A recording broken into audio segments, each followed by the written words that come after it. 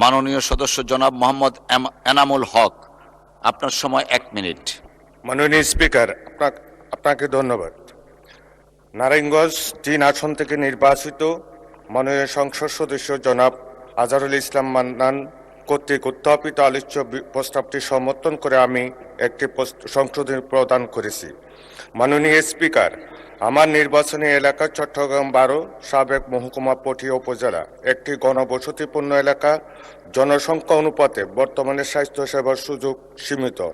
এমনত অবস্থায় পটিয়া উপজেলার স্বাস্থ্য কমপ্লেক্সকে শয্যার সংখ্যা বৃদ্ধি করা সময়ের দাবি।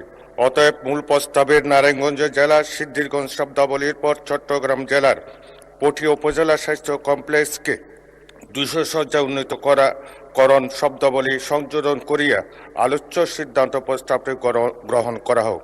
মাননীয় স্পিকার, আপনাকে ধন্যবাদ।